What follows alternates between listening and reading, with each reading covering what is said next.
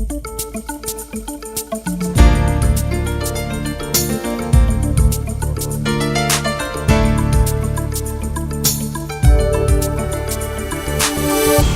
Todd, welcome back to another Super Chat. Good afternoon, Gary. How are you? Just fine, sir. Always a pleasure to speak with you. As you well know, strategic planning is a big part of administration when it comes to school district operations. And I was just wondering if you could report on some aspects of your 5-year forecast. Yeah, I'd be glad to. I think it's an important thing that the community understands. This year, our 5-year forecast was presented at our October 23rd board meeting. First of all, people wonder what a 5-year forecast is. Well, it's derived from the last 3 completed fiscal years, which would have been fiscal year 15 through fiscal year 17 of historical data, and then the current fiscal year, which is fiscal year 18. And then it is a forecast of the next 4 fiscal years. Our 5-year forecast is a strategy that we have to use to predict what funds we will need for the district and what we need to do. So to revisit some of the things we've done in the past, in 2005, annual staff cutting were implemented each year through 2013. These reductions for our district alone were 273 staff members.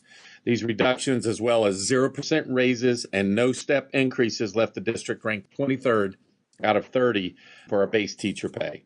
Part of it is contributed to there is stagnant residential growth. It is something that we recognize we need to work with Greene, Colerain, and Springfield Township on how to get more housing available to parents and students, because our funding basically comes down to it's frozen. It's based on property taxes. To also let people know that in Ohio, it is the only state that's been found to be unconstitutional for funding. It's been that way for the past 25 years. We have passed some levies going back to 97, 2015 the latest, and prior to that 2012. But these were not new monies. They were money that was passed at a time where whatever the rate was worth in 1997, that's what it stays at for the rest of its life. So no matter what income was back then, and we know it was a lot less than what the income for households are now, we only get what it was worth back in 1997. So imagine a school district trying to keep up with newly enrolled students and growth, people moving in and out of the district, enrollment going up, enrollment going down. It's costing more and more to educate children coming to school with more and more specific needs. English second language learners, having to get them tutors, taking students and only having 3 years to get them speaking English as a main language, helping students with disabilities, speech, language, physical therapy, being in trauma units and having more difficult needs where they have to have feeding tubes and breathing tubes, and somebody has to take care of them during the day. Those costs have continued to rise. However, our funding has not risen, and that's becoming a big problem for us. The community renewed, as I said, a $7.3 million levy in 2017 to help offset current annual operating deficit. And we went with that for a 10-year levy. And we talked to people. People asked, well, if you're moving this from 5 to 10, does that mean we're not going to have a levy for 10 years? And we were very clear that that does not make that we will not have a levy. What we tried to be clear of is it will sustain funding for what it was worth back in 2012 by renewing it in 2017, that we would continue to have money available. I'm not sure if a lot of people realize what are the main things that a school district spends money on. It's pretty neat to look at. If you look at our $96 million budget, the salaries contribute about 58% of the district's annual expenses. Benefits continue another 18%. And then thirdly, purchase services contribute 19% of the district's annual expenses. So that adds up to roughly 98% or right there around that.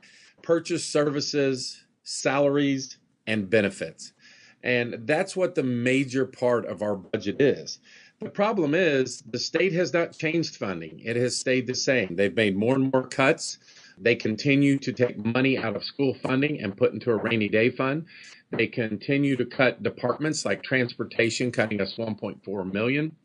Property value is not going up, but if you look at the cost to educate kids, it continues to rise, but our funding continues to go down or stay level.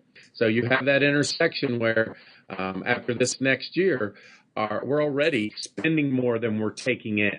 So it's important for our community to know, our parents to know, our staff to know that expenditures are up, but the funding system is not fair, it's not equitable, and the only way for a school district to get the funding system where it needs to be is through levies. So as we move through the next year, we will look at our financial situation. We will start to evaluate the value of programs, the cost of programs, and look at every aspect we have in the district.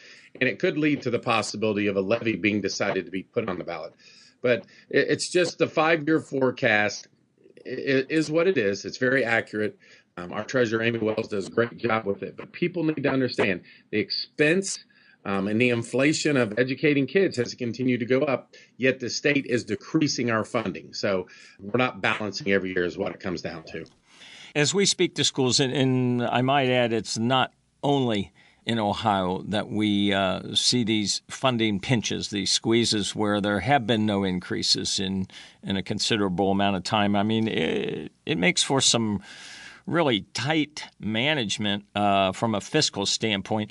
Well, perhaps as time goes on, we can revisit this subject as it unfolds and continues to build, because I doubt if it's going to get any better anytime soon. I would like to ask you about something.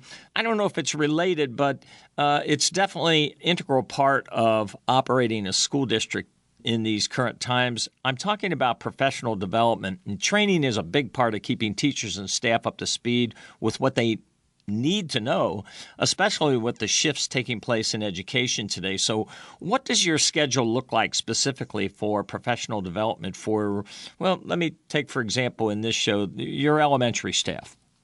It's very important. It really pays off because you set goals for the year, you establish how you're going to reach these goals, and the only way to reach these goals is through our teachers and our staff.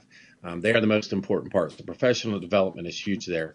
But as everybody knows, we are moving from 5 elementaries to 3 with the building of our new schools. So we'll have 3 new elementaries of 900 each. And then we'll have Colerain Elementary that will be, it's currently about 950, and Montford Heights, which is currently about 670. We have decided that we need to add additional professional development days this year. One will be to extend the holiday break, and will include January 3rd. And the other will be around spring break, and it will be April 2nd. These are for our elementary schools only. It does not include our 3 middle schools and our high school or our preschool. Those 3 will go to school as scheduled on a regular basis. What we will do at this time is, folks need to remember, going from a 400 to 500 student school to 900, everything changes drastically. You can't have a whole school assembly K through 5 because your facility will not hold that many parents. You've doubled the amount of students you have. So it's planning for that. It's new staff that's coming together, looking at what their schedule will look like on a daily basis. How much time will be spent on reading? How much time will be spent on math? How do we make sure we incorporate social studies and science? And then most importantly, our electives of music, PE, and art. We have to make sure our kids get a full education, but that takes a lot of planning. And it's been an ongoing process. We started it last summer and we're moving through this year.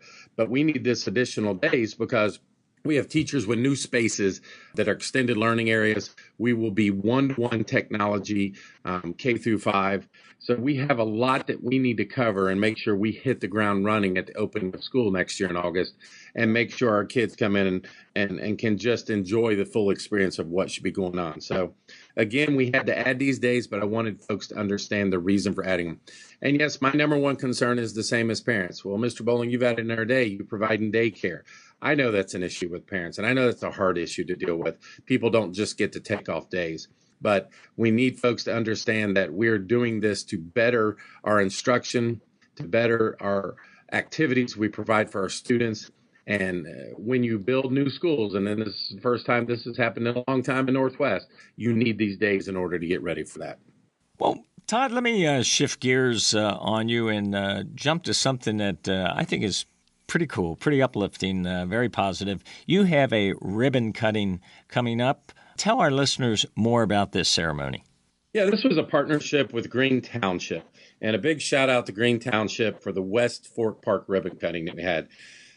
Basically, it's a playground like no other in the region. Triffin Callis talked about this. There are so many more options for the kids to enjoy themselves.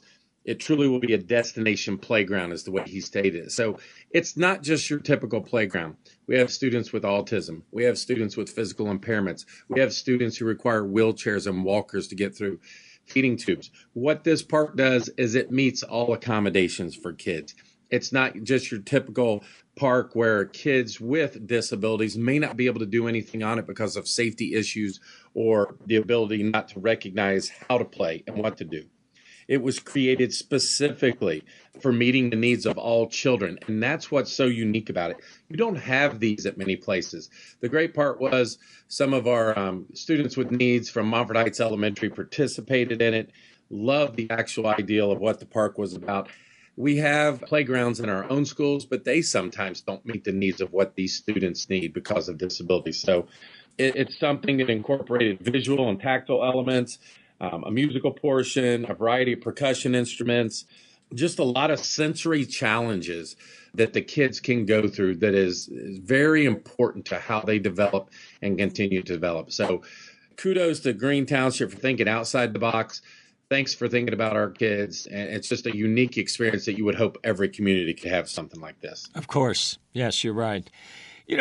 Something else that I wanted to bounce off of you. Your girls' cross-country team at Coleraine High School, boy, they've had a good season. I mean, as state qualifiers, I would say that's a good season. What can you report on? It's been a very exciting time, and fall's always exciting because soccer season's in for boys and girls, volleyball, it's football, it's cross-country, boys and girls. It's the startup of basketball, but right now we're moving to our state events, and I want to say a big shout out and congratulations to Madeline Fry and Shelby Truitt for qualifying for the state country championship for girls. Not every kid in the state makes it. There is over 1,000 kids who qualify for regionals and sectionals, and to be one of the 140 or 150 that get to qualify and then perform is just an outstanding accomplishment. Not many people, and I mean very few, qualify for state.